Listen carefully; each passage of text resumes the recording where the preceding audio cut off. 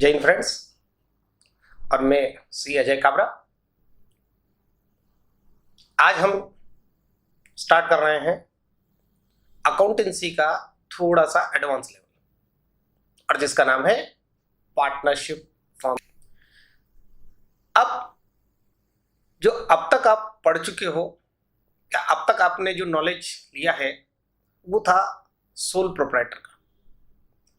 Sole proprietor one man show होता है, जैसा आप जानते हैं। उसी ने कैपिटल लगानी है, उसी ने मैनेज करना है, उसी को प्रॉफिट सारा इकट्ठा अपने पास रखना है। लेकिन इसके लिए रिस्क भी उसको अकेले को ही उठानी है। जहां पे हमें बिजनेस थोड़ा बड़ा करना हो, जहां पे रिस्क थोड़ी ज्यादा हो, कैपिटल की ज्यादा रिक्वायरमेंट हो, मैनेजमेंट स्किल्स हमें थोड़ी ज्यादा जरूरत हो, तो वहां पे ये सारी क्वालिटीज किसी एक पर्सन में मिलना पॉसिबल नहीं है। तो इसके लिए फिर वो क्या करते हैं कि 2 और मोर पर्सन्स जिनके आपस में विचार मिलते हों, जो एक जैसा सोचते हो, एक दूसरे पे फेथ करते हो, वो लोग इकट्ठा होते हैं, उस आइडिया पर वो डिसीजन लेते हैं और उस बिजनेस को वो चालू करते हैं। इसको हम कहते हैं पार्टनरशिप। तो पार्टनरशिप की जो अकाउंटिंग होती है वो बहुत कुछ सोल प्रोप्राइटर की जैसी होती है, लेकिन क्योंकि वहां पर प्रॉफिट सिर्फ एक बंदे को जाना था और यहां पर प्रॉफिट कई लोगों के बीच में बंटना है, कैपिटल भी कई जगह से आनी है, ड्रॉइंग्स भी कई लोगों की होनी है, तो इन सब को अकाउंटिंग करने के लिए कुछ चीजें इसके अंदर एडिशनल है जो अपने को देखनी होगी।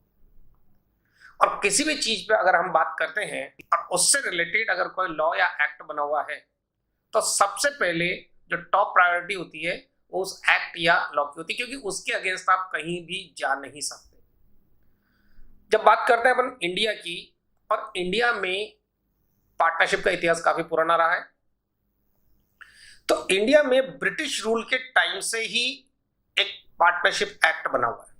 1932 में बना था, इसलिए इसका नाम है पार्टनरशिप एक्ट 1932।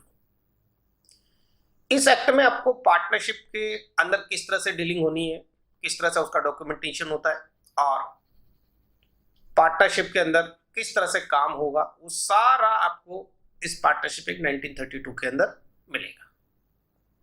अभी फिलहाल हमें पूरा एक्ट नहीं पढ़ना है, हमें इस एक्ट में से ढूंढ के निकालनी है सिर्फ और सिर्फ पार्टनरशिप की डेफिनेशन। पार्टनरशिप एक्ट 1932 का जो सेक्शन 4 है, section 4 of the partnership act 1932, section 4 of Indian partnership act 1932 ये डिफाइन करता है व्हाट इज पार्टनरशिप। पार्टनरशिप क्या है? Partnership is the relation between persons who have agreed to share the profits of a business carried on by all or any one of them acting for all।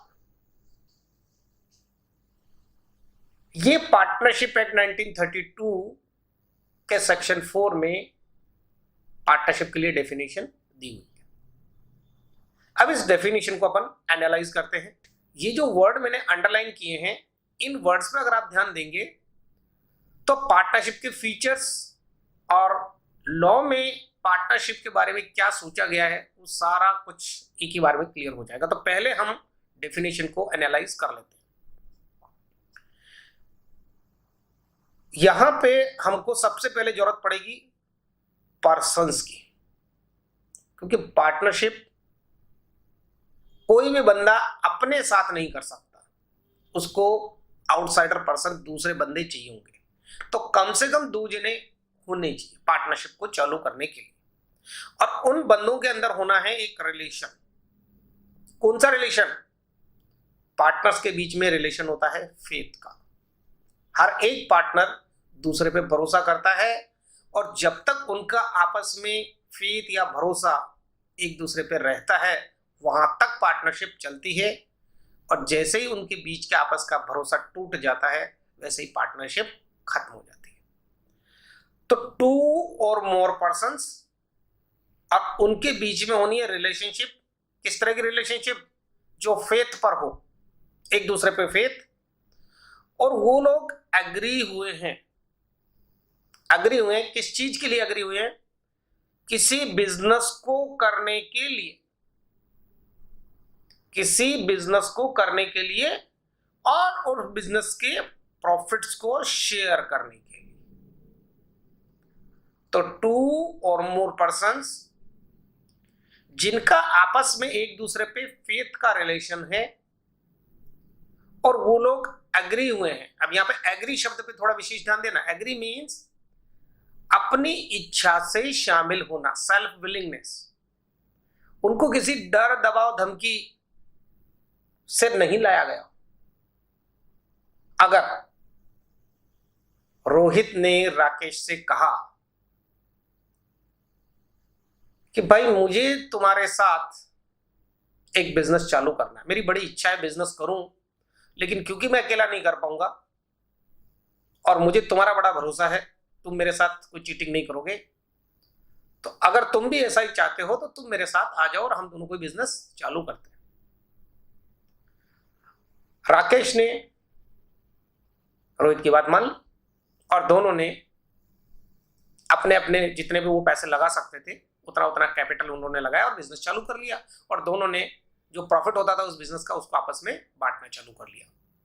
ये एक legal valid partnership है, क्योंकि दोनों अपनी इच्छा से एक साथ काम करने के लिए राजी हुए। बजाय इसके रोहित ने राकेश से कहा होता कि मुझे तुम्हारे साथ बिजनेस चालू करना है, थोड़ा पैसा तुम लगाओगे, थोड़ा मैं लगाऊंगा, और हम दोनों कोई बिजनेस करेंगे और उससे जो प्रॉफिट होगा उसको बांटेंगे। और सबसे आखिर में उसने ये भी बोल दिया कि अगर तुम मेरे साथ नहीं आते हो तो इसके लिए मैं तुम्हारे खिलाफ कोई एक्शन लूंगा।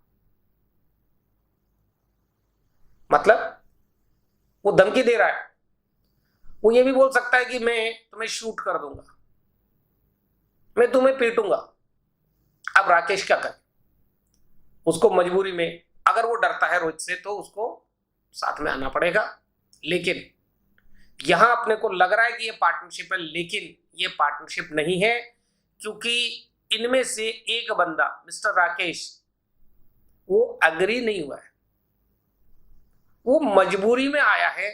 उसको आप एग्री होना नहीं कहोगे। एग्री होने का मतलब होता है अपनी इच्छा से, बिना डर, दबाव, धमकी, गुस्से के।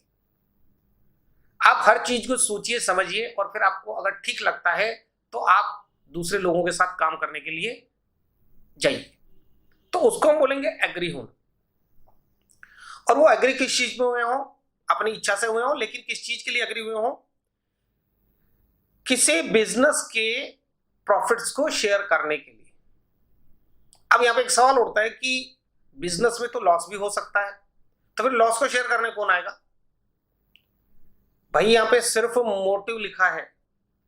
बिजनेस वर्ड जहां पर होगा वहां पे मोटिव प्रॉफिट होगा, और रिजल्ट प्रॉफिट और लॉस दोनों ही हो सकता है। अब बिजनेस जहां पे वर्ड आता है वहां पे इस मोटिव के साथ साथ कुछ 3-4 प्री रिक्वायरमेंट और पूरी करनी होती है। बिजनेस का मतलब क्या? बिजनेस का मतलब होता है purchase, sale, production, manufacturing, services provide करना, इस तरह की कोई भी एक्टिविटी करना जिसका मोटिव प्रॉफिट हो, नंबर 1। नंबर 2, इन एक्टिविटीज को लीगल होना चाहिए। इलीगल एक्टिविटी को आप किसी भी हालत में बिजनेस नहीं बोल सकते। और तीसरा सबसे जरूरी चीज, यहां पर रेगुलरिटी होनी चाहिए। और चौथा, रिस्क फैक्टर। तो बिजनेस होने के लिए 4 चीजें जरूरी है। सबसे पहले purchase, production, sale, manufacturing, services provide करना, इनमें से कोई एक एक्टिविटी होनी चाहिए। उसके साथ साथ उसका मोटिव भी प्रॉफिट होना चाहिए। दूसरा, उसको लीगल होना चाहिए। कानून में उसके लिए, उस एक्टिविटी के लिए कोई मनाही नहीं होनी चाहिए। और तीसरा रेगुलर होना चाहिए, और चौथा वहां पर आपको रिस्क फैक्टर, रिस्क जरूर से होना चाहिए, रिस्क फैक्टर फेस करना है आपको। अगर कोई ऐसा अर्निंग का मेथड होगा कि जिसमें लॉस होने का कोई चांस ही नहीं होगा, तो वो चीज बिजनेस नहीं हो सकती। जैसे 4 लोगों ने मिलकर के 1-1 लाख रुपए इकट्ठा किया, और उस 4 लाख रुपए, 4 लोगों ने 1-1 लाख रुपए हर एक बंदे ने कंट्रीब्यूट किया, और 4 लाख रुपए जो इकट्ठा हुए, वो 4 लाख रुपए की उन्होंने एक ज्वाइंट एफडी करवा दी बैंक में। तो क्या हुआ देखो, 4 लोगों ने मिलकर पैसा भी इकट्ठा किया है और उन्होंने बैंक में एफडी करवा दी है। उस एफडी से इंटरेस्ट आना ही आना है, वहां कोई रिस्क नजर नहीं आती। ये जो एफडी का जो इंटरेस्ट आएगा, वो मोटिव भी प्रॉफिट हो गया, सब कुछ ठीक है। अब उस प्रॉफिट को वो आपस में बांट भी लेंगे, उस इंटरेस्ट को वो आपस में बांट भी लेंगे, लेकिन उसके बावजूद ये बिजनेस नहीं हो सकता। क्यों? क्योंकि यहां पर रिस्क फैक्टर नहीं है।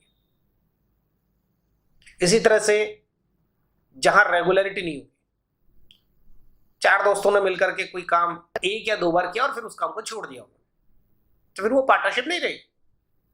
इसी तरह से कुछ लोगों ने मिलकर के कोई इलीगल काम करने के लिए इकट्ठे हुए, 2-3 दोस्त हैं, और वो मिलकर के किडनैपिंग का काम कर रहे हैं, मिलकर के चोरी का काम कर रहे हैं, रॉबरी का काम कर रहे हैं, और उससे जो अर्न होता है उसको आपस में बांट लेते हैं। देखो वहां रिस्क भी है, रेगुलरिटी भी है, सब कुछ है, लेकिन फिर भी वो बिजनेस नहीं बोला जाएगा, क्योंकि वो लीगल नहीं।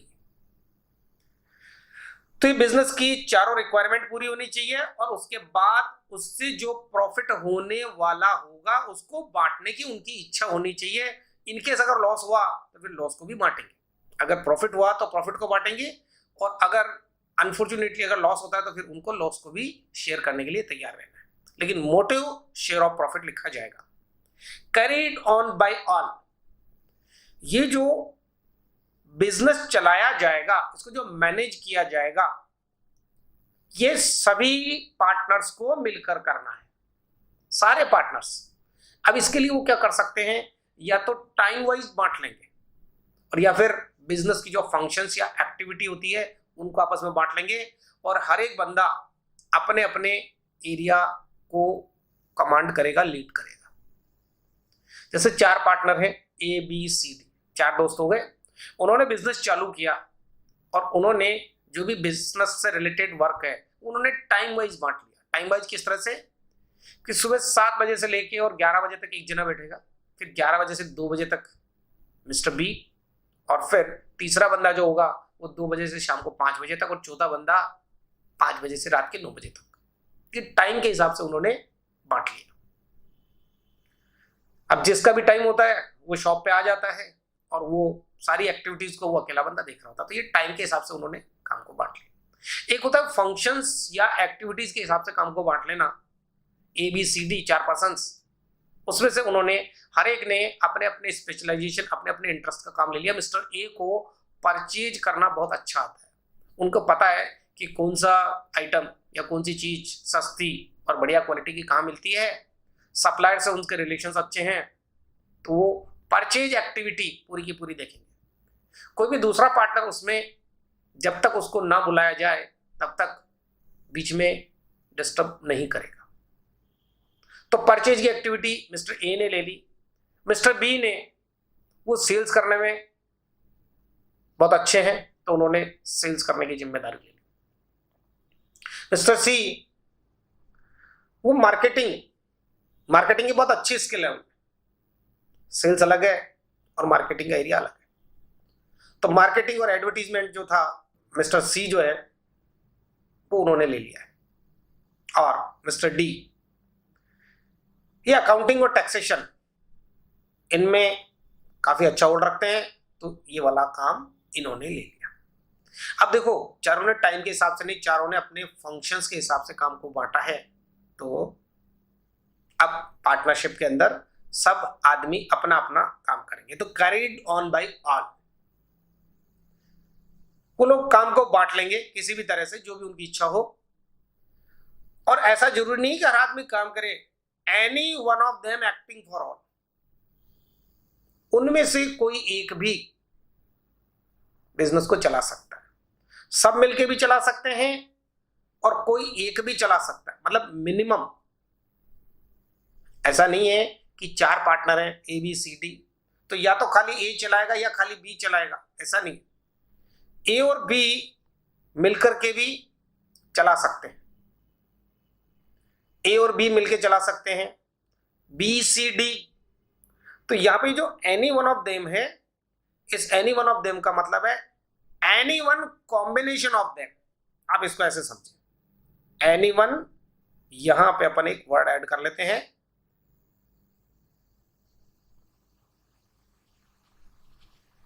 Combination of them. तो ए बी सी डी के अंदर कितने कॉम्बिनेशन आप बना सकते हो? खाली ए, खाली बी, सिर्फ सी और सिर्फ डी, या फिर बी और डी, या फिर ए और सी, या फिर ए सी डी, कोई भी कॉम्बिनेशन उन पार्टनर्स का, और वो उस पार्टनरशिप फर्म को लीड करेगा, उसको ड्राइव करेगा और उस बिजनेस को आगे चलाएगा। तो ये थी अपनी पार्टनरशिप एक्ट 1932 में दी हुई डेफिनेशन। और अब इस डेफिनेशन से जो फीचर निकल के सामने आ रहे हैं हमारे पास, अब हम उनको देख लेते हैं। सबसे पहले फीचर्स ऑफ पार्टनरशिप।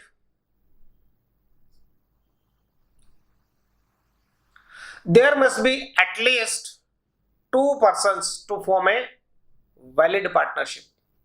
कम से कम 2 जने होने चाहिए। कोई भी सिंगल पर्सन में मेरे खुद के साथ पार्टनरशिप नहीं कर सकता।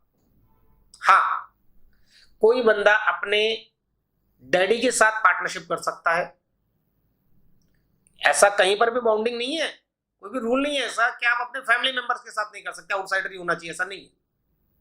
आप अपने फैमिली मेंबर्स के साथ में भी पार्टनरशिप में बिजनेस चालू कर सकते हैं और फैमिली से बाहर भी पार्टनर्स ला सकते हैं।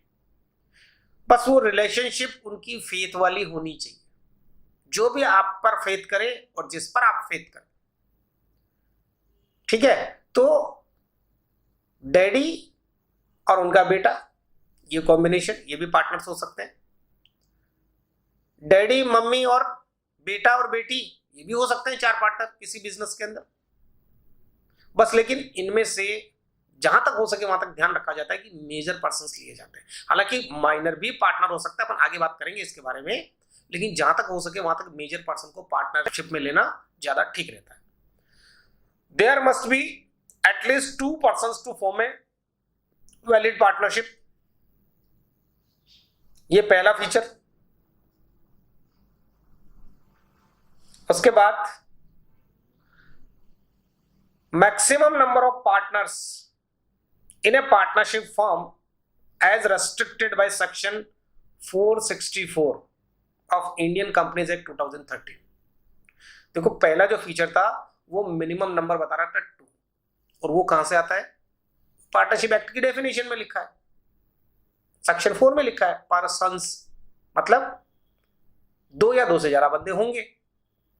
अब यहां पे मैक्सिमम नंबर जो है उस पर रेस्ट्रिक्शन कौन लगा रहा है? Company act 2013। कंपनी एक्ट 2013 का सेक्शन 464 ये कहता है कि अगर किसी बिजनेस में 50 से ज्यादा पर्सन्स इकट्ठे हो गए, 50 से ज्यादा पर्सन्स इकट्ठे हो गए, तो भले ही वो पहले एक लीगल वैलिड पार्टनरशिप रही होगी, लेकिन जैसे ही वो 50 से ज्यादा बंदे होंगे, हम उसको कंपनी में मान लेंगे, वो कंपनी के एरिया में आ जाएगा, पार्टनरशिप एक्ट से छूट जाएगा और वो कंपनी 2013 से रूल होना चालू हो जाएगा। तो ये जो मैक्सिमम नंबर ऑफ पार्टनर्स का जो कैप है 50 का, वो लगाया है कंपनी एक्ट 2013 ने, और जो मिनिमम का जो कैप है वो मिलता है आपको पार्टनरशिप एक्ट 1932 का सेक्शन 4 में। तो ये देखो, नंबर ऑफ पर्सन्स कितने हो सकते हैं, यहां गिनने नहीं है, ये मिनिमम से ज्यादा है और मैक्सिमम से कम है। और कितने होने चाहिए? Maximum number of partner in a partnership firm is 50। इसके बाद partnership comes into existence by an agreement.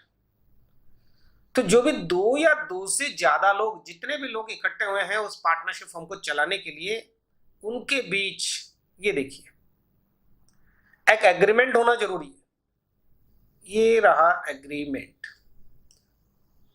अब एग्रीमेंट का मतलब ये नहीं है कि लिखित में होगा, रिटर्न में होगा, ऐसा जरूरी नहीं है। एग्रीमेंट ओरल भी हो सकता है और एग्रीमेंट रिटर्न भी हो सकता है।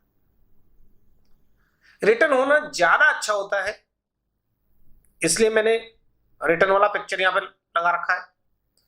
ओरल भी हो सकता है। एग्रीमेंट का मतलब क्या होता है? एक तो होता है ऑफर और एक होता है एक्सेप्टेंस। मैं आपके सामने किसी भी काम को करने का या किसी भी काम को नहीं करने का कोई प्रपोजल या ऑफर आपको देता हूं, कम्युनिकेट करता हूं, और आप जैसा मैं चाह रहा था, अगर मैं उस काम को करना चाह रहा था और आपने भी यस बोल दिया कि हाँ ठीक है हम ये काम करेंगे, और अगर मैं आपसे ये कहना चाह रहा था कि हम इस काम को नहीं करेंगे, नेगेटिव मीनिंग, तो आपने भी उसी तरह से बोल दिया कि ठीक है हम नहीं करेंगे, तो दोनों ही मामलों में आप मेरे साथ साथ हैं। तो मैंने जो आपको बोला वो था ऑफर, और आप मेरी थिंकिंग, मेरे ओपिनियन के साथ चल रहे हैं। अगर ऐसा है तो वो आपकी तरफ से हो जाएगी एक्सेप्टेंस। मैंने बोला ये काम करना है और आपने कह दिया ओके यस ये हम करेंगे, तो यहां पर भी आप मेरे साथ हैं। और अगर मैंने आपको ये बोला कि हम ये काम नहीं करेंगे और आपने भी बोल दिया कि ठीक है हम ये काम नहीं करेंगे, तो दोनों ही मामले में आप मेरे साथ साथ चल रहे हैं। किसी काम को करने का ओपिनियन है उसमें आप मेरे साथ हैं। तो यहां पे मैंने आपको एक ऑफर दिया, वो पॉजिटिव मीनिंग में भी हो सकता है और वो नेगेटिव मीनिंग में भी हो सकता है, और आपने मेरे उस ऑफर के अकॉर्डिंग आपने भी यस बोल दिया। तो आपका ये जो यस बोलना है ये होगा एक्सेप्टेंस। और जैसे ही ऑफर और एक्सेप्टेंस ये दो चीजें कंप्लीट होती है, दोनों चीजें जुड़ती है, वैसे ही हम इसको बोलते हैं कि एग्रीमेंट हो गया है। दोनों बंदों के बीच में, दो पार्टीज के बीच में एग्रीमेंट हो गया। वैसे डिटेल स्टडी के लिए इसके लिए आपको पढ़ना पड़ेगा इंडियन कॉन्ट्रैक्ट एक्ट, और वो एक अलग लेवल पे। तो अभी फिलहाल उतना डीप में नहीं जाते हैं। ये ऑफर और एक्सेप्टेंस रिटर्न भी हो सकती है और ऑरल भी हो सकती है। तो ये जो एग्रीमेंट हुआ ये रिटर्न भी हो सकता है और ऑरल भी हो सकता है। तो पार्टनरशिप के अंदर यहां आएंगे हम। Partnership comes into existence by an agreement either written और ऑरल अमंग द पार्टनर्स। एक पार्टनर दूसरे लोगों को जिनको वो पार्टनर बनाना चाहता है उनको ऑफर भेजेगा कि आप लोग मेरे साथ आ जाएं और हम बिजनेस चालू करेंगे। तो बाकी के लोग वो इस चीज को मान लेते हैं और बोलते हैं हाँ ठीक है हम लोग बिजनेस चालू करेंगे। तो ये क्या हो गया? ऑफर और एक्सेप्टेंस। अब ये रिटर्न भी हो सकता है और ऑरल भी हो सकता है। दोनों ही मामलों के अंदर ये एक वैलिड एग्रीमेंट होगा और यहां से वैलिड पार्टनरशिप चालू की जा सकती है। लेकिन अगर इनके बीच में अगर रिटर्न एग्रीमेंट हो जाए तो रिटर्न एग्रीमेंट बहुत बढ़िया रहता है और उस रिटर्न एग्रीमेंट को हम बोलते हैं पार्टनरशिप डीड। इसके बारे में डिटेल में हम आगे बात करेंगे। अब यह देखिए कितनी अच्छी एक फोटो दिख रही है। क्या लग रहा है इसमें?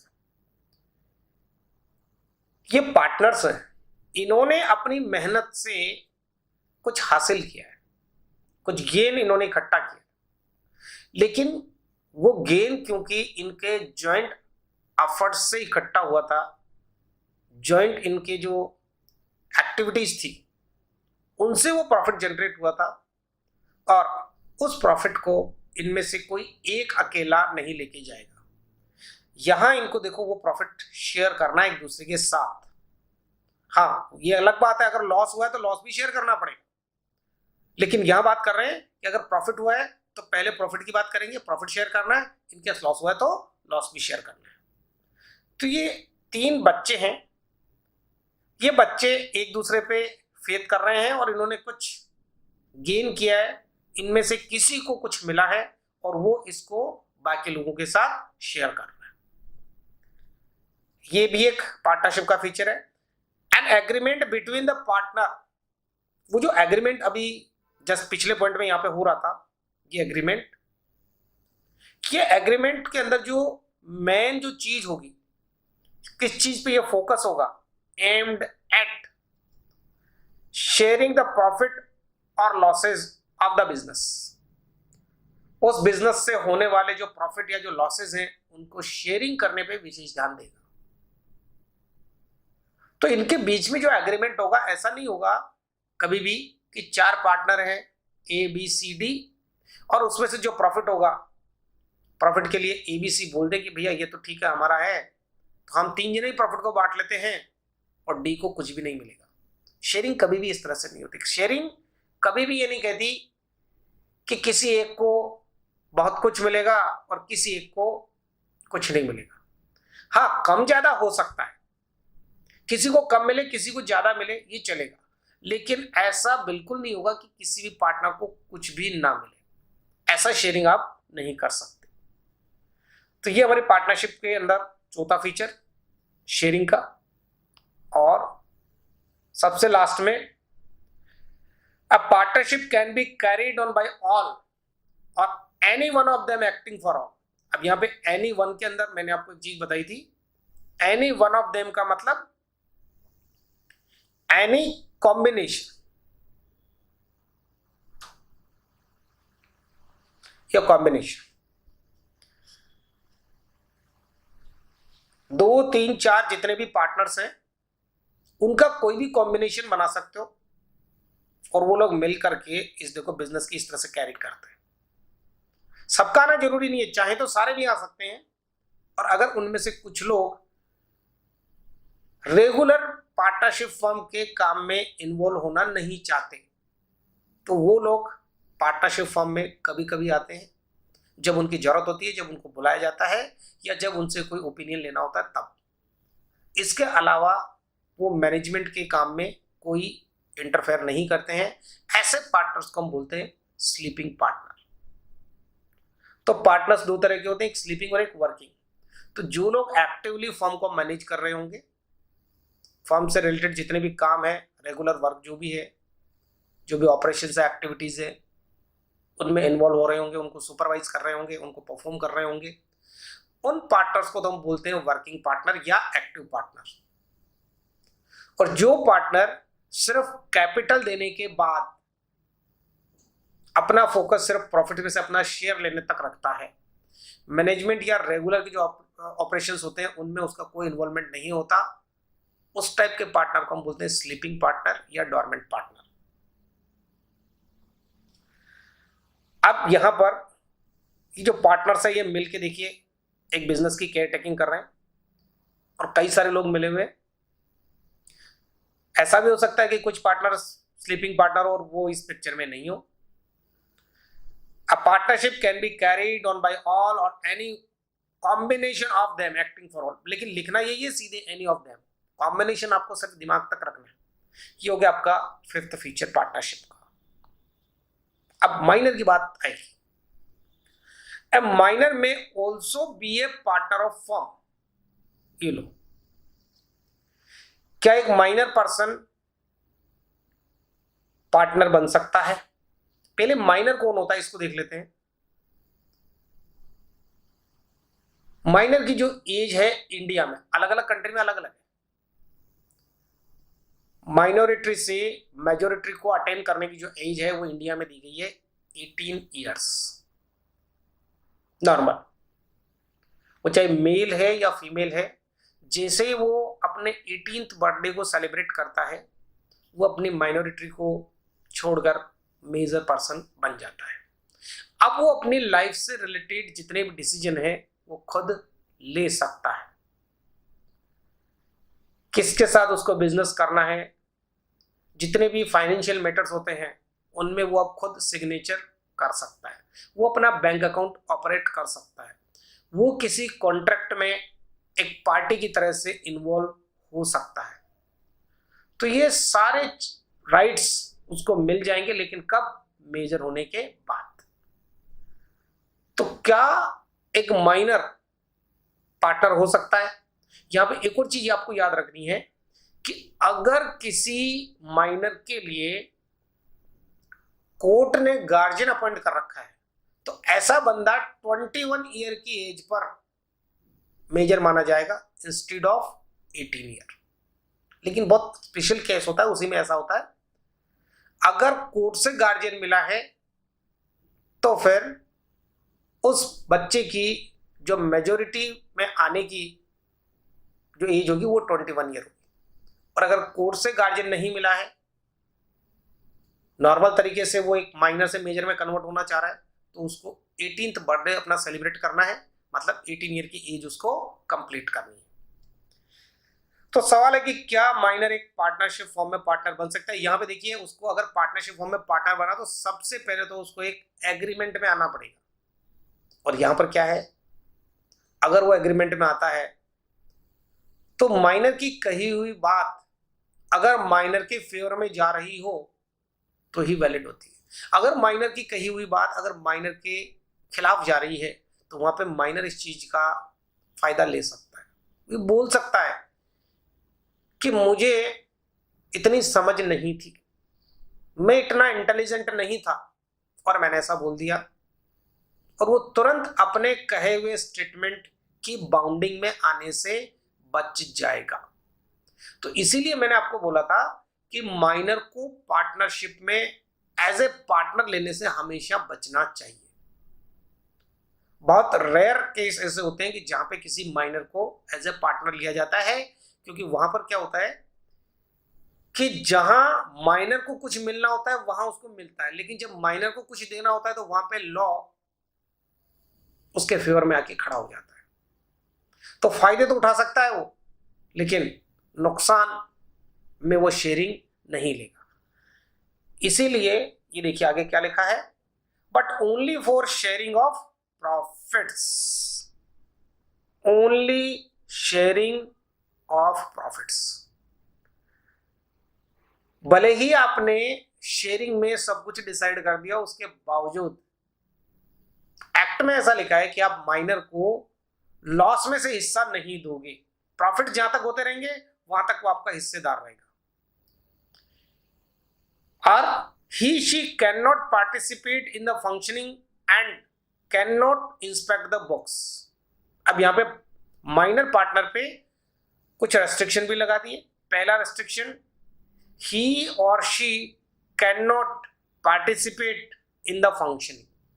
बिजनेस की जो नॉर्मल फंक्शनिंग होती है, परचेज, सेल, मैन्युफैक्चरिंग, चेकबुक पे साइन करना, एम्प्लॉय को आपको अपॉइंट करना है, उसको सैलरी देनी है, ठीक है, उसको जॉब से निकालना है, किसी भी तरह के कॉन्ट्रैक्ट पर आपको साइन करना है, कोई भी फिक्स एसेट या करंट एसेट आपको रखनी है, बेचनी है, खरीदनी है, ये सारे जितने भी डिसीजन होंगे ये सब पार्टनरशिप के अंदर एक फंक्शन होते हैं। और इन फंक्शंस में से माइनर कोई भी रोल प्ले नहीं कर सकता, पहली चीज। और इसके बाद अगली चीज, and can not inspect the books, can not inspect the books. Partnership से जुड़ी हुई जितनी भी बुक्स है, जितने भी डॉक्यूमेंट्स हैं, जितने भी पेपर्स हैं, उनको वो देख नहीं सकता। क्यों नहीं देख सकता? देखो, हर एक बिजनेस, भले ही वो कंपनी फॉर्म में हो, चाहे पार्टनरशिप में हो, चाहे सोल प्रोप्राइटरशिप में हो, हर बिजनेस के अपने काम करने के कुछ तरीके होते हैं और कुछ सीक्रेट्स होते हैं। अगर ये सीक्रेट्स लीक हो जाए, अब ये सीक्रेट किस तरह के होते हैं? बिजनेस में मेरा सप्लायर कौन है, वो मुझे क्या प्रोडक्ट देता है, किस रेट पे देता है, किन कंडीशंस पे देता है, ये भी अपने आप में एक सीक्रेट है। और मेरे कौन कौन से कस्टमर्स हैं, किन कस्टमर से मैं किस तरह से डील करता हूं, किन कंडीशंस पे उसको क्या प्रोडक्ट सेल करता हूं, पेमेंट मेरा किस तरह से आता है, आगे आने वाले पीरियड के लिए मेरी क्या प्लानिंग है, ये सब बुक्स के अंदर लिखा रहेगा। और ये सब बिजनेस सीक्रेट्स होते हैं। हालांकि माइनर अपने आप में एक पार्टनर बन चुका है और वो प्रॉफिट में से हिस्सा ले रहा है, बिजनेस की फंक्शनिंग में वो पार्टिसिपेट नहीं कर रहा है, मना कर दिया उसको, लेकिन अब हमने यहाँ पे एक और चीज के लिए उसको मना कर दिया कि आप बुक्स को नहीं देख सकते। बुक्स को देखने से इसलिए मना किया गया है कि वो बुक्स के जो सीक्रेट्स हैं वहां तक उसको एक्सेस नहीं देना है, क्योंकि लॉ यह मानता है कि जो माइनर है उसमें ये समझ नहीं होती कि क्या करना है और क्या नहीं करना है। हो सकता है कि वो बिजनेस के सीक्रेट्स को आउटसाइडर पर्सन के साथ में शेयर कर ले और वो चीज हमारे कॉम्पिटिटर तक पहुंच जाए, इसलिए उसको बुक्स तक पहुंचने से रोका गया है।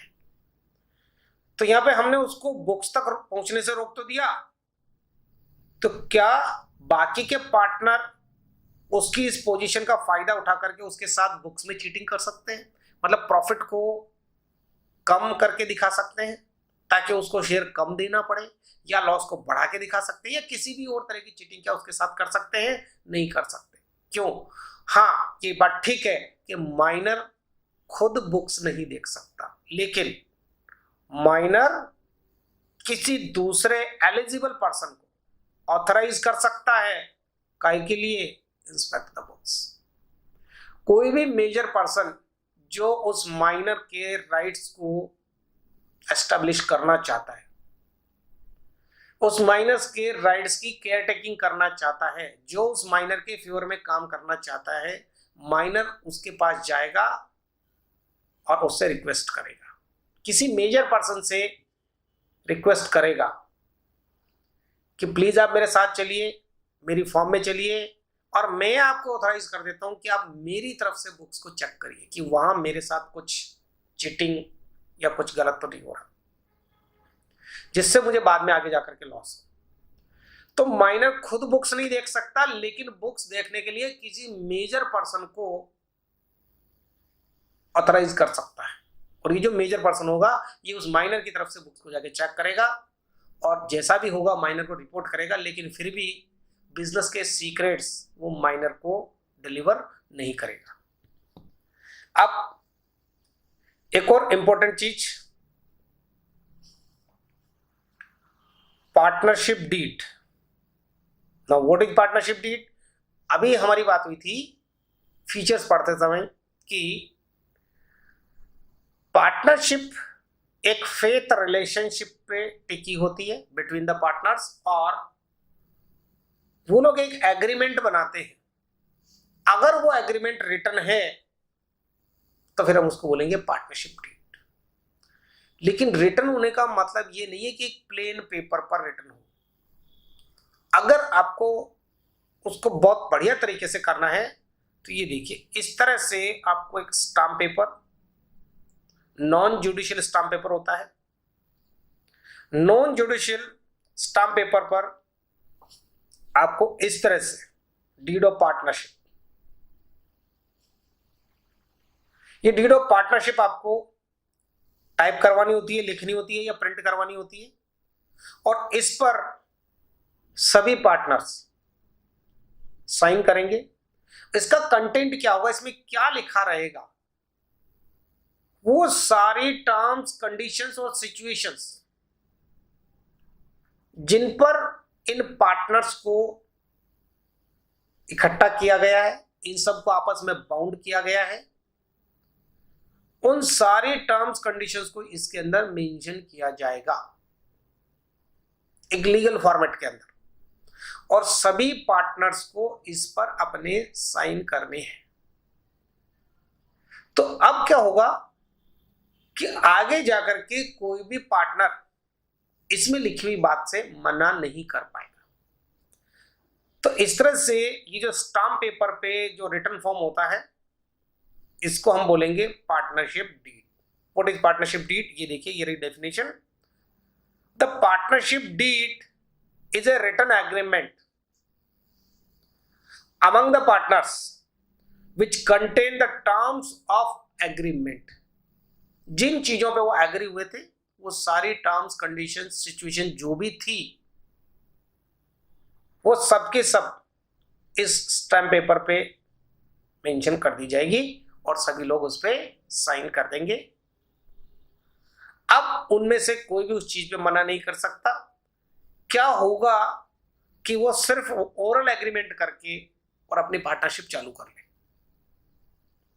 अगर कोई पार्टनर्स ओरल एग्रीमेंट के बेसिस पे अपनी पार्टनरशिप चालू कर लेते हैं तो वहां जहां तक वो लोग अपनी कही हुई बात पर, अपने स्टेटमेंट पर स्टैंड रहते हैं, जो कुछ उन्होंने कहा था उस पे वो ईमानदारी से खड़े रहते हैं, चीटिंग करने का कोई उनका इरादा नहीं है, वहां तक उनकी पार्टनरशिप चलेगी।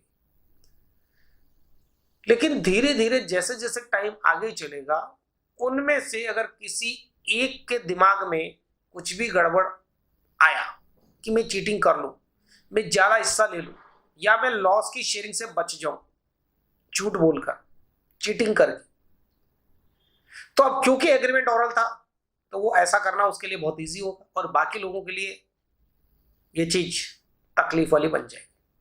तो वहां पर क्या होता है, फिर पार्टनरशिप में ये वाला माहौल आ जाता है। ये देखिए आप, ये नतीजा है एक ऐसी पार्टनरशिप का कि जिसमें ओरल एग्रीमेंट हुआ था। ओरल एग्रीमेंट के अंदर कोर्ट कोई भी डिसीजन नहीं देता। कोर्ट पार्टनर्स को बोल देता है कि आपने क्या टर्म्स कंडीशंस स्टार्टिंग में तय करी थी मुझे नहीं पता और ना ही उसका कोई सबूत है, इसलिए कोर्ट आपकी इस मामले में कोई हेल्प नहीं करेगा और बाद में जाके देखिए पार्टनर्स के साथ में ये वाली चीज होने वाली है।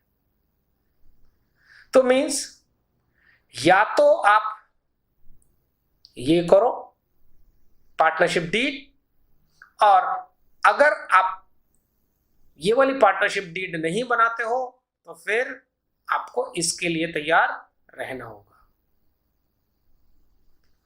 और इसको बोलते हैं dissolution of partnership form. Partnership form का टूटना, पार्टनरशिप फॉर्म का खत्म होना। यहां पर जब सारे पार्टनर्स आपस में, यहां देखिए क्या था, पार्टनरशिप का बेस क्या होता था, पार्टनरशिप का बेस होता था फेथ एक दूसरे पर। क्या अब इनके बीच में आपस में फेथ है? नहीं। क्यों? क्योंकि इनके बीच में रिटन एग्रीमेंट नहीं था। तो आपको चूज करना होगा दिस और दिस, या तो आप ये करें या तो आप इसके लिए तैयार रहें।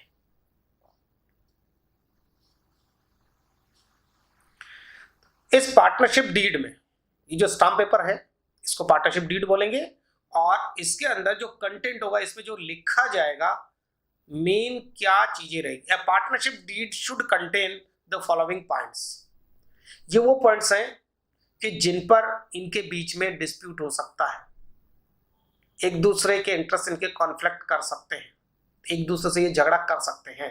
तो जिन चीजों पर इनके बीच के अंदर डिस्प्यूट होने के चांसेस लग रहे हो, उन्हीं चीजों को इसमें मेंशन कर दिया जाता है, तो झंझट खत्म। अब ये क्या क्या चीजें हो सकती है? Name and address of the firm, सबसे पहले ये लिखा जाएगा name and address of the partners. उसके बाद में नेचर ऑफ द बिजनेस, किस टाइप का बिजनेस में काम होगा। टर्म्स ऑफ पार्टनरशिप, टर्म्स का मतलब होता है उसका टाइम पीरियड। कुछ पार्टनरशिप किसी पर्टिकुलर टाइम के लिए भी की जा सकती है, से 2 ईयर, 5 ईयर, 10 ईयर्स, और जैसे ही वो टाइम खत्म होगा पार्टनरशिप भी आपको एक बार खत्म करनी पड़ेगी। पार्टनरशिप किसी पर्टिकुलर काम के लिए भी हो सकती है। सिर्फ 4 पार्टनर है ABCD, और उन्होंने 8 किलोमीटर की एक रोड बनाने के लिए कॉन्ट्रैक्ट लिया और उस कॉन्ट्रैक्ट के लिए उन्होंने पार्टनरशिप की। तो ये जो पार्टनरशिप है स्पेसिफिक वर्क के लिए की जा रही है, जैसे ही स्पेसिफिक वर्क खत्म होगा वैसे उनकी पार्टनरशिप भी खत्म हो जाएगी। तो अगर किसी स्पेसिफिक वर्क से रिलेटेड या किसी स्पेसिफिक टाइम तक की पार्टनरशिप आपने करनी है तो यहाँ पे आप उसको टर्म्स ऑफ पार्टनरशिप के अंदर मेंशन करोगे। Capital contribution by each partner, कौन सा पार्टनर कितना पैसा एज कैपिटल बिजनेस में लाएगा, या कौन सी एसेट कितनी वैल्यू पर पार्टनरशिप फर्म के अंदर लेकर आएगा। क्या सभी पार्टनर को ये कैपिटल का अमाउंट बराबर रखना जरूरी है? बिल्कुल नहीं, ऐसा नहीं होता। कोई पार्टनर कम या ज्यादा कैपिटल, जैसा उनके बीच में आपस में डिसाइड हो वैसा कर सकते हैं। और वो प्रॉफिट शेयरिंग भी जरूरी नहीं है उस हिसाब से रखें।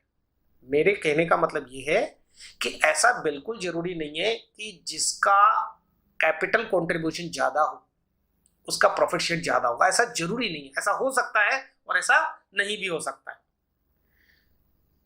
Interest on capital and its rate, partner अपने कैपिटल कंट्रीब्यूशन पर इंटरेस्ट डिमांड कर सकते हैं। तो ये जो इंटरेस्ट ऑन कैपिटल है ये होगा या नहीं होगा, और अगर होगा तो उसका रेट क्या रहेगा, ये चीज भी आपको पार्टनरशिप डीड में मेंशन करनी है। Then drawings and interest on drawings और इट्स रेट, ड्राइंग कर सकते हैं या नहीं कर सकते, और अगर कर सकते हैं तो कितनी लिमिट तक कर सकते हैं। लिमिट लगाई जा सकती है, क्योंकि अगर ड्राइंग्स पे हमने लिमिट नहीं लगाई तो ऐसा भी हो सकता है कि कोई पार्टनर अपना कैपिटल का मैक्सिमम पोर्शन या हो सके तो पूरा कैपिटल और कभी कभी तो इससे ज्यादा भी ड्राइंग्स में पैसा निकाल के ले गया। अब जब उसका फॉर्म में कोई पैसा लगा हुआ ही नहीं है लेकिन फिर भी वो प्रॉफिट शेयरिंग रेशियो में प्रॉफिट तो लेने आ ही जाएगा। और अगर सभी पार्टनर्स ने ऐसा करना चालू कर दिया तो फिर तो फर्म के पास पैसा ही नहीं रहेगा, तो फिर तो बिजनेस ही बंद हो जाएगा। इसलिए ड्राइंग्स पर लिमिट लगाई जा सकती है। और जो इंटरेस्ट ऑन ड्राइंग्स होगा वो हो भी सकता है और नहीं भी हो सकता है। इंटरेस्ट ऑन ड्राइंग्स इसलिए लगाया जाता है जिससे कि पार्टनर कम से कम ड्राइंग करे, और इंटरेस्ट ऑन कैपिटल इसलिए दिया जाता है जिससे पार्टनर ज्यादा से ज्यादा कैपिटल कंट्रीब्यूट करे और फर्म का काम जो है स्मूथली होता रहे। अगर इंटरेस्ट ऑन ड्राइंग्स है तो फिर उसकी रेट भी आपको बतानी पड़ेगी कि किस रेट से आप इंटरेस्ट ऑन ड्राइंग कैलकुलेट करोगे। इसके बाद सबसे इंपॉर्टेंट चीज, प्रॉफिट शेयरिंग रेशियो। उन पार्टनर्स के बीच में प्रॉफिट किस तरह से शेयर किया जाएगा, ये एक रेशियो में भी हो सकता है, या कोई भी कंडीशन जो प्रॉफिट का डिस्ट्रीब्यूशन पार्टनर्स के बीच में किस तरह से किया जाए ये बताता हो, उसको प्रॉफिट शेयरिंग रेशियो हम कहेंगे। अब ये जो प्रॉफिट शेयरिंग रेशियो है इसका कैपिटल रेशियो से कोई डायरेक्ट कनेक्शन नहीं है। हाँ, मोस्टली ऐसा देखा जाता है कि जिसकी कैपिटल ज्यादा हो उसका प्रॉफिट शेयरिंग रेशियो भी ज्यादा होता है, लेकिन ऐसा होना हमेशा जरूरी नहीं है। और हर बंदे का प्रॉफिट में से शेयर जरूर से होगा, रखा जाएगा यहाँ पे शेयर, उसका कम हो सकता है ज्यादा हो सकता है, और ये सब डिपेंड करेगा उन सब के आपस के बीच के एग्रीमेंट या कॉन्ट्रैक्ट पर जो पार्टनरशिप डीड में कन्वर्ट होने वाला है। इसके बाद में इंटरेस्ट ऑन लोन। लोन यहां वो मार्केट से फर्म के लोन की बात नहीं कर रहे हैं, हम बात कर रहे हैं पार्टनर्स और फर्म के बीच के लोन की बात। पार्टनर फर्म को लोन दे सकता है अगर पार्टनर ने कैपिटल के अलावा एडिशनल अमाउंट कुछ पर्टिकुलर पीरियड के लिए फर्म को प्रोवाइड किया तो ये लोन होगा, loan by partner to firm. और अगर किसी पार्टनर को थोड़े टाइम के लिए पैसों की जरूरत है तो वो फर्म से लोन ले सकता है, इसको बोलेंगे हम loan by firm to partner. तो ये दोनों तरफ हो सकता है, पार्टनर भी फर्म को दे सकती है और फर्म भी पार्टनर को लोन दे सकती है। तो उसकी लिमिट्स क्या रहेगी और उस पर इंटरेस्ट का रेट क्या रहेगा, ये चीजें आपको पार्टनरशिप डीड में लिखनी चाहिए। पार्टनर सैलरी कमीशन एक्सेट्रा, कई बार पार्टनर जो वर्किंग होते हैं खासकर वो सैलरी की डिमांड कर सकते हैं, क्योंकि उनको दिक्कत है। दो पार्टनर ऐसे हैं जो स्लीपिंग है और दो पार्टनर ऐसे हैं जो वर्किंग है। तो वर्किंग वालों को पता है क्या लग रहा है, उनको लग रहा है काम तो हम कर रहे हैं और प्रॉफिट चारों को मिलेगा। तो उनके इस डिससेटिस्फैक्शन को खत्म करने के लिए, उनकी वर्किंग के लिए उनको कोई सैलरी या कमीशन दिया जा सकता है, लेकिन इस सैलरी और कमीशन को तभी दिया जा सकेगा कि अगर पार्टनरशिप डीड में इसको मेंशन किया गया होगा। सैलरी या कमीशन की अगर कोई सीधी कैलकुलेशन नहीं है तो उसको कैलकुलेशन करने का तरीका, जैसे परचेज या सेल का सच परसेंट या किसी और तरीके से जो भी कैलकुलेशन मेथड हो वो पार्टनरशिप डीड में बताया जा सकता है। Method for valuation of goodwill. अब ये गुडविल जो है ये क्या है, ये गुडविल का मतलब होता है रेपुटेशन, और रेपुटेशन की भी अपने आप में एक वैल्यू होती है, मॉनेटरी वैल्यू होती है उसकी रेपुटेशन की। तो ये जो गुडविल का जो वैल्यूएशन होता है ये कब करना पड़ता है, नई पार्टनरशिप की चालू होते टाइम उसका गुडविल का वैल्यूएशन नहीं करना होता है, जब पार्टनरशिप में कोई चेंजेस आने होते हैं, उनकी शेयरिंग चेंज हो रही होती है, नया पार्टनर आ रहा होता है, पुराना पार्टनर रिटायर होकर जा रहा होता है, या किसी पार्टनर की डेथ हो जाती है, उस टाइम पे आपको गुडविल का वैल्यूएशन करना होता है। और ये एक इंपॉर्टेंट टॉपिक है, इसके लिए एक अलग से पूरा चैप्टर बना हुआ है जिसको हम बाद में पढ़ेंगे। लेकिन वो जो गुडविल का वैल्यूएशन करने का तरीका है, उसको किस तरीके से कैलकुलेट किया जाएगा, उस मेथड का यहाँ पे मेंशन होना जरूरी है, नहीं तो बाद में इसमें दिक्कत होगी। अलग अलग मेथड में से वैल्यूएशन ऑफ गुडविल अलग अलग आएगा, तो इस वैल्यूएशन को लेकर उनके बीच में आपस में झगड़ा हो सकता है, तो इसके पहले इसको मेंशन कर दो। वो सारी चीजें जहां पे डिस्प्यूट होने के चांसेस हो वो सब आपको यहाँ पे मेंशन कर देने हैं। Accounting period of the firm, वैसे अब इस चीज को लिखने का कोई मतलब नहीं है। पहले क्या होता था कि हर एक बिजनेस में, जब पार्टनरशिप एक 1932 बना था उस टाइम से लेकर के अभी लगभग 1980s के आसपास तक, हर पर्सन भले ही वो पार्टनरशिप फर्म ही क्यों नहीं हो, अपनी अकाउंटिंग का पीरियड खुद चूज करती थी। होता वो एक ही साल का था, कोई दीपावली से दीपावली लेती थी, कोई 1 अप्रैल से 31 मार्च लेते थे, कुछ लोग 1 जनवरी टू 31 दिसंबर लेते थे, कुछ 1 जुलाई से 30 जून लेते थे। तो हर एक बंदा अपनी अपनी सुविधा के हिसाब से अपना अकाउंटिंग ईयर या फाइनेंशियल ईयर चूज करता था। तो कौन सा वाला ईयर वो यूज करेंगे वो यहाँ पे आपको मेंशन करना होता था।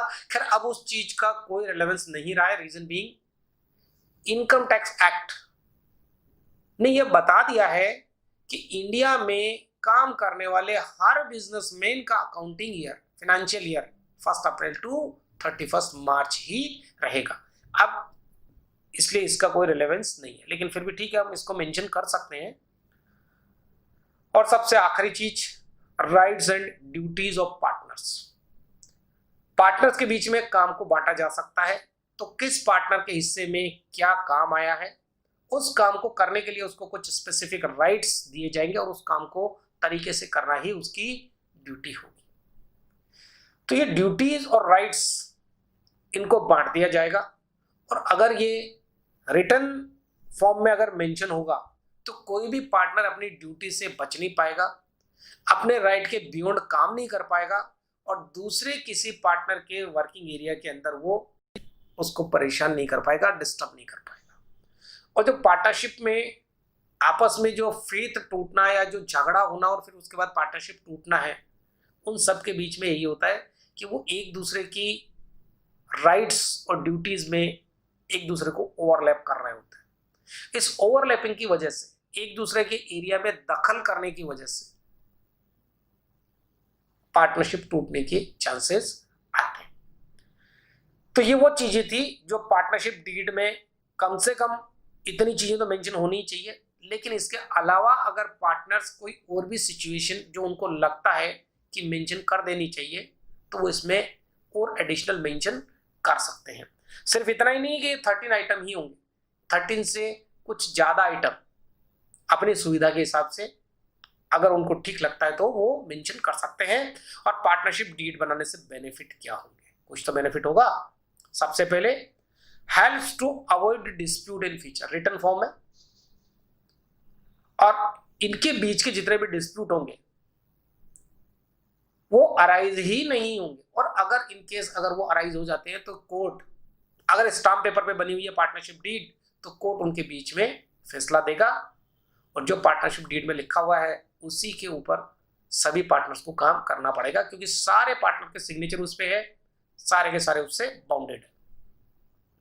It is an evidence in the court, अगर उनके बीच में डिस्प्यूट हो गया तो कोर्ट जाएंगे और कोर्ट पार्टनरशिप डीड को पढ़कर उसके हिसाब से फैसला देगा। Facilitate functioning of business by avoiding misunderstanding.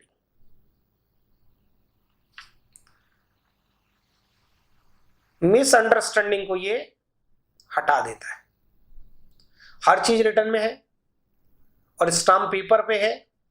Partnership deed को तैयार करते टाइम किसी एक्सपीरियंस्ड एडवोकेट या चार्टर्ड अकाउंटेंट की हेल्प ली जाती है, और वो लोग ऐसी कोई लाइन नहीं लिखते कि जो कंफ्यूजन क्रिएट करे, हर चीज को वो पूरी क्लैरिटी के साथ में मेंशन करते हैं। तो यहां पर पार्टनरशिप डीड बनाना, अगर कोई चीज ऐसी उनके बीच में होगी कि जो अभी कंफ्यूजन क्रिएट कर रही होगी, लेकिन जब वो पार्टनरशिप डीड बनाने बैठेंगे उस टाइम पे जो भी उनका कंफ्यूजन होगा वो खत्म हो जाएगा।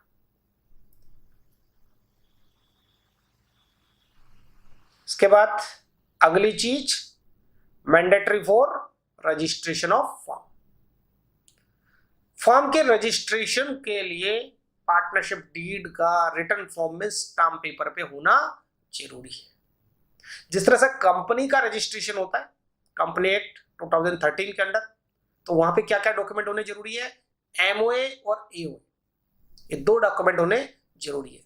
मेमोरेंडम ऑफ एसोसिएशन और आर्टिकल ऑफ एसोसिएशन, इनके बिना फर्म का कंपनी का रजिस्ट्रेशन नहीं हो सकता। इसी तरह से पार्टनरशिप डीड के बिना पार्टनरशिप फर्म का रजिस्ट्रेशन भी नहीं हो सकता। तो हम रजिस्ट्रेशन क्यों करवाएं? अब देखो, रजिस्ट्रेशन करवाने से 4 फायदे मिलते हैं। सबसे पहले लीगल रिकॉग्निशन हो जाता है आपका, मतलब जहां पर भी आप रजिस्ट्रेशन अपना दिखाओगे उसके बाद आपको आपके पार्टनरशिप फर्म के लिए कोई और सबूत देने की जरूरत नहीं रहेगी।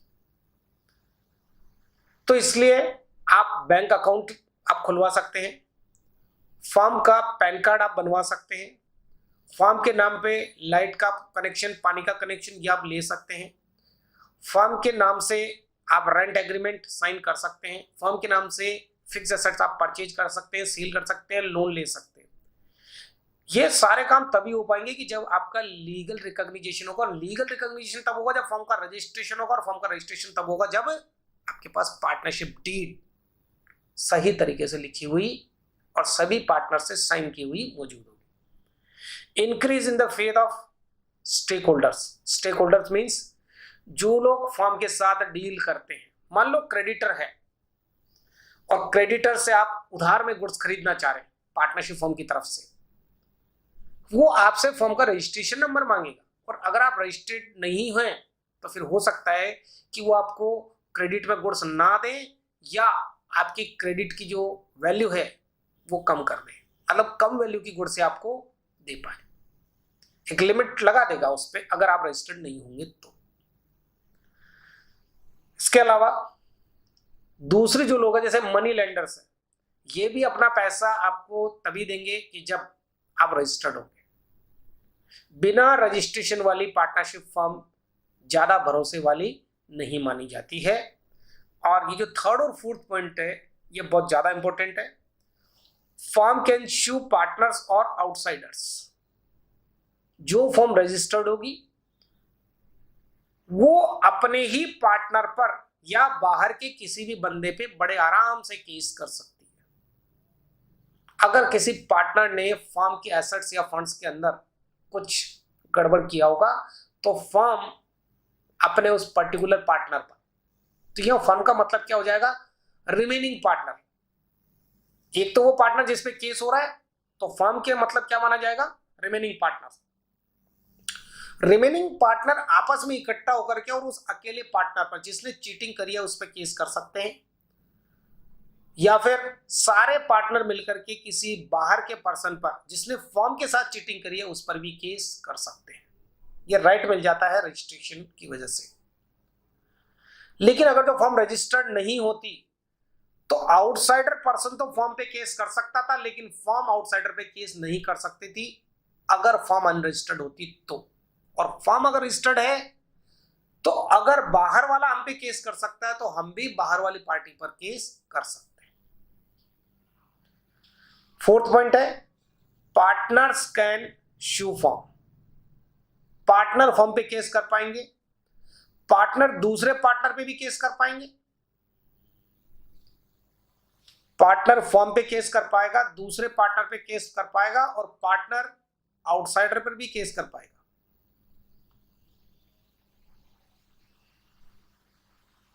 इसका मतलब हर किसी पे केस कर पाएगा अगर रजिस्ट्रेशन होगा तो। और फर्म का अगर रजिस्ट्रेशन नहीं होगा तो बाहर का बंदा आउटसाइडर पर्सन फर्म पे केस कर सकता है, आउटसाइडर पार्टनर पे कर सकता है, लेकिन ये लोग आउटसाइडर पे केस नहीं कर सकते और ये लोग आपस में भी एक दूसरे पे केस नहीं कर सकते। तो ये इफेक्ट होगा आपके रजिस्ट्रेशन का। तो जब भी आपको पार्टनरशिप बनानी हो, ऐसे लोगों के साथ बनाएं जिनके साथ आपका फेथ रिलेशन हो, जो आपका भरोसा करे और जिन पर आप भरोसा करें, अगर पार्टनरशिप लंबे टाइम तक चलानी है तो। नंबर 1।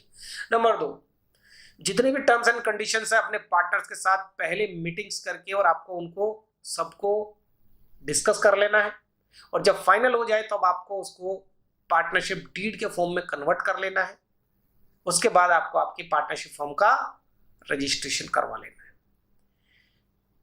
ये एक तरीका है कि जो एक लॉन्ग टर्म पार्टनरशिप जिन लोगों को चलानी हो उनके लिए, और जिन लोगों को ये वाले तरीके से पार्टनरशिप करनी होती है,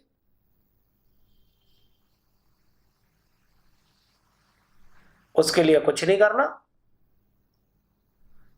किसी भी बंदे को पकड़ो जो फिलहाल आपकी बात मान ले, उसके साथ आप कोई भी terms and condition verbal decide कर लो, और बाद में या तो वो चीटिंग कर जाएगा या फिर हम उसके साथ चीटिंग कर लेंगे, और ये पार्टनरशिप अपनी डिसोल्यूशन मोड में चली जाएगी। तो ऐसी स्थिति से बचने के लिए आपको सारे काम सही तरीके से करने हैं।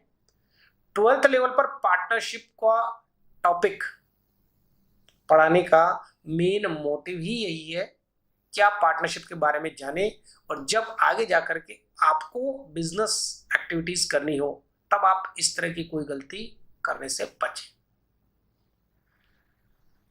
बाकी का हम अगली क्लास में कंटिन्यू करेंगे। Thank you.